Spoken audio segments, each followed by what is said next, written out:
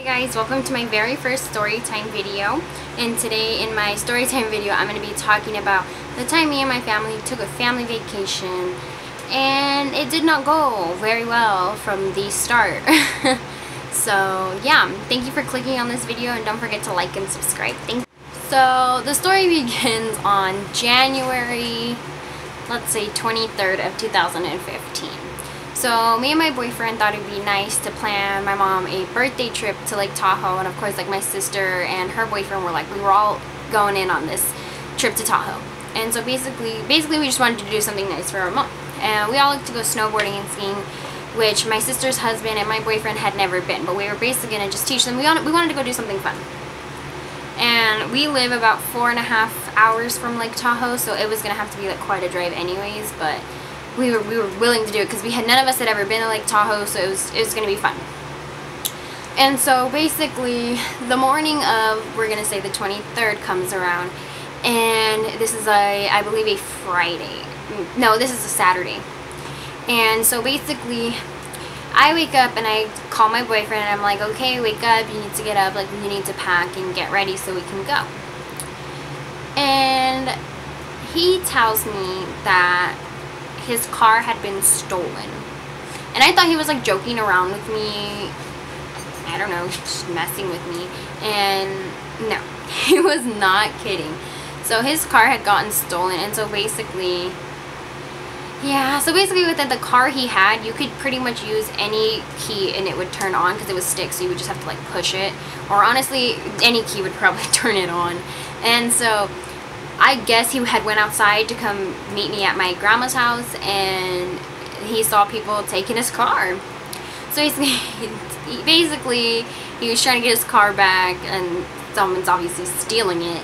And so that's just where the problem begins. So whatever, he ends up getting it back from the police and everything. So that worked out. So we're at my aunt's house waiting for my sister's husband to get off of work, which he got off of work late. Mind you, Ramon being my boyfriend, he had still not met me at the house yet. So I'm waiting for him, and I'm basically telling him, like, if you don't hurry up, we're leaving you. Because I was not about to miss my trip to Tahoe, and we weren't trying to get there very late either, because I believe at this time it was probably already around like 3 in the afternoon. Not really too sure, but around 3 in the afternoon. And so basically, it's like 2 minutes before we're about to leave, Ramon shows up. He's packed and everything, so we get in the car and we're driving. And mind you, we took my grandma's Jeep. She has a Jeep Liberty, and it is all-wheel drive. So we thought. So whatever, we drive up to Tahoe, we get there, and by the time we get there it's probably 9 o'clock at night, because my mom's a slow driver, especially when it comes to the snow, because she doesn't mess with that. Like most people shouldn't, but she doesn't play like that. So, and our drive up there, it did start to snow, so she was driving very cautiously. And so we get to Tahoe, we unpack, we're at the hotel, it's good, and we were hungry, so we go to get food. And basically, so we're driving, and out of nowhere my mom hits black ice, and it's just me, my mom, and my boyfriend in the car. And so our car does like a full 360, maybe two times. And so I was terrified for my actual life. I thought like, this is it, like we're gonna die, like this is it, like car's gonna flip over, we're gonna die. But luckily that did not happen. All we did is we kind of like hit a wall of snow. Basically our car just kind of slid into it, and it stopped it from continuing to spin. And so after that I basically did not want to be in the car. It was terrible. And so we continue, like everything's cool, we kind of like collect ourselves, and we continue to drive up to the first place we could see, because we weren't going to keep driving at that point. Like we just wanted to get out of the car. And it was, for me, it was just like that feeling of like, once you've done that, if you've ever gone through anything like that, like, you know, like you just continuously feel like you're still spinning. Even if you're driving perfectly straight, you feel like your car is starting to turn or something. So that was not fun whatsoever. So so we get to the place, we order pizza, and I don't remember if we ate there or if we ate at the hotel, but whatever. So we managed to get back to the hotel. My sister and her husband, we tell them what happened, whatever. The night kind of ended. And then so the next morning we wake up, and there is snow everywhere. Like when we got there was snow, but we woke up to snow, like a lot of snow was everywhere. And so yeah, we had to deal with that. But thankfully we were not driving up to the ski resort. We were taking like a shuttle bus that came and picked you up. So we get on this shuttle bus after waiting outside for it, and so we end up at the ski resort. We get everything done. We're starting to snowboard. I was throwing a fit. I didn't want to board for some reason, and I did this the last time we went snowboarding as well, but I ended up snowboarding. And so I'm trying to teach my boyfriend, not really, because I'm kind of a brat, and I basically thought he'd just figure it out on his own.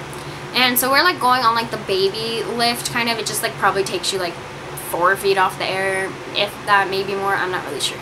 And so we're on this baby lift, and we're getting off so we can board, you know. And then my dog's asleep on the floor snoring. I don't know if you can hear that, but so we're just boarding, and so basically we're boarding, and sorry, I just can't think of anything. So we're boarding, and this, like, I think he was an instructor, I'm not really sure. So it's like me, my mom, my boyfriend, we're boarding around, whatever, and out of nowhere, this instructor, I think he was an instructor, I'm pretty sure he was, because I think he was teaching someone how to board. And then so this instructor kind of gets like right in front of my boyfriend. So let's say this is my boyfriend, this is the instructor. He kind of pulls around my boyfriend. My boyfriend didn't know how to stop, mind you. This is his first time snowboarding, so I mean, who knows on their first try, right? So he goes to fall. He gets back up, and he goes again, and the same person, I'm not really sure. So basically what had happened, my boyfriend ended up falling.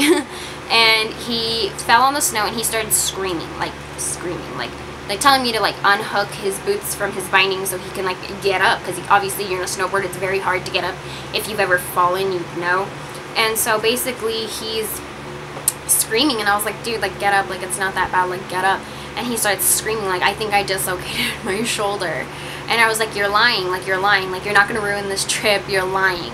And what happens, he dislocated his shoulder in the middle of the snow. His face is in the snow. And so yeah, they were trying to get like the medical team out there, and those people were probably the worst people I've ever encountered in my life, because they were slow, they didn't know what they were doing, and it's just like I felt bad because there's my boyfriend laying in the snow, like obviously he just dislocated his shoulder, like he's in pain, and they're over here taking their sweet time. So that was not fun. And so basically they get him all strapped up. I have to walk to like the medical center. I got there maybe right after him, or right before. I think I got there after. But so I walked to their little medical center on the ski resort. Mind you, we went to Diamond Peak. We went to Diamond Peak, and so I had to walk quite a ways with my snowboard in my heavy boots, my heavy bindings. Everything was terrible. And so I have to walk there in all snow gear that's heavy. You get hot. If you've ever gone skiing or snowboarding, you know, just the second you're moving, your body just gets hot, especially with all those clothes on you. So yeah. And so I get there, I have to call his mom and his sister to like figure out all his medical information, and they're like, holy like crap, is he okay? And I was just like, yeah. So basically we had to take him to obviously a hospital because he dislocated his shoulder. And so we had two options. We could go to the hospital in the town we were in, which they said they weren't sure if they could do it, pop his shoulder back in, because it was a really small town that we were in. Or two, we could go up to Reno. So we were in North Lake Tahoe. So we could go up to Reno, and Reno's a big city. I'm sure you know where Reno is. But the thing with that is Reno is probably 45 minutes away. And not only that, my sister had like, I think a midterm or something the very next day. So it was not going to be fun for us to, it wouldn't be ideal for us to stay in Reno, because she would have missed her midterms, and my sister's very school focused and she likes to get her things done. So our goal was not to go to Reno, but if we had to, we had to. So we get inside we split. Me and my sister, I believe, go in the ambulance, and my sister's husband and my mom go in the fire truck. So I don't really know what my mom and my sister's husband did, but all I know is we went to the hospital, And yeah, so we ended up getting to the hospital. I'm giving like the people you talk to in the front, like the information people, all of his information, and you just hear my boyfriend kind of yell, and he popped it back in. So the doctor came out. I was able to go into the room, talk to my boyfriend, and everything was fine. Yeah, everything was fine with him. He had to be in a sling, but basically we ended up making it out of the hospital alive. So we get out of the hospital and we start making our way home, because after that we were all over it. We wanted to go home, and we weren't going to leave that much later after. Like, if we would have, none of this would have happened, we wouldn't have left that much long. I don't know if that makes sense, but you'll get it. And so we're on our way home, right? We get back into the Jeep. We're on our way home, and basically it was snowing still, like all day it was snowing, and it was like whiteout conditions basically. Like, it was pretty bad, but we had chains on the Jeep, and we thought it was in 4-wheel drive. And when I say we thought, you will figure that out later of how we did not do that correctly whatsoever. And so we get there, we get nowhere actually, just kidding. So we're driving, and it's probably maybe an hour of driving, and we have basically gotten nowhere. Traffic was very backed up due to the conditions of it, how it was outside. And so at this time, like, it was just gray out. Like, it was gray the whole day, but it's like getting darker, you can tell. And we kind of stopped at like this gas station, and yeah, we had stopped at this gas station. We all just kind of got some air and went to the bathroom and whatever. And so we all go back in the car, and right, we continue to drive, and again we get basically nowhere due to the conditions. And so finally we get on a highway, and there's like not snow everywhere. But before we got onto the highway, there were avalanche warnings. So basically everyone had to take this one highway back to wherever you were going, because the other two were just completely closed, like avalanche warnings, no one was getting through. So I think that's what made it so congested on the going towards the highway we needed to go on, was because of the other two were closed. And so we are driving back, and it's dark at this point. We're driving back, and out of nowhere we're all kind of like the car smells weird. Like, it smells like there's burning wires or something doesn't smell right. So my mom pulls over, turns the car off. Maybe the car was starting to overheat, so we thought. Second the car turns off, the entire hood goes up in smoke. It wasn't a fire, it was just like started smoking, like thick black smoke. And we ran out of this car. My sister had no shoes on, mind you. It's very cold where we were at still, because we still were not outside of Tahoe, like, county. And we had been driving for like at least 3 hours. Like, we could have been almost home, but due to the traffic we were nowhere near. So my sister runs outside with no shoes. I'm pushing my boyfriend, and mind you, his poor arm's in a sling, and I'm like shoving him to get him out of this car. And basically we realized, where are we? Like, we have no cell phone service. All of our phones were gonna die. We thought we were gonna die. And so not only did we think we were gonna die, we didn't think anybody was gonna pull over for us, because I don't know, people are trying to get home. And so we have our hazard lights on, like the ones that go like this, like blink back and forth, because at this point it's dark, there's no lights on this highway. It's just you wait for the cars to pass. And out of nowhere, like, they start blinking faster and faster and faster, and we went back inside the car. Like, we didn't turn it on, we were just sitting in there, it's freezing outside. And it starts blinking faster and faster, so we all run out again, because we like, this car's gonna fucking explode. And so we run out. And so we're back on the highway, just standing there trying to call somebody, calling AAA, calling the police, telling them like, hey, we're out here, like, can you come get us? Because, like, we don't know what we're gonna do at this point. And so probably after what seemed like 5 hours, which was really probably like 1, a CHP, I don't really know what he did. So somebody who worked for CHP, which is like the California Highway Protection, I don't know, but they work for the state. They showed up and basically told us we needed to move our car because we weren't completely on the shoulder. They didn't offer us help, they didn't care, they were basically like, move your car.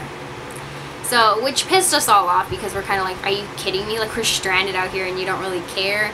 But, whatever, that's that. And then, so, finally, a police officer arrives after, at this point, it seemed like 2 hours later. So, basically, they just told us, like, they couldn't find us. We're AAA, or somebody was telling them that where we were at wasn't where they thought we were at. So, basically, they were just searching for us at this time. And basically, this police officer, who was the nicest man in the world, but unfortunately at the beginning we thought he was a fake cop trying to kill us because, I don't know, he just seemed too nice and was like offering to give like 3 of us a ride and then come back for my mom. But we were like, yeah, no, homie, we're not doing that.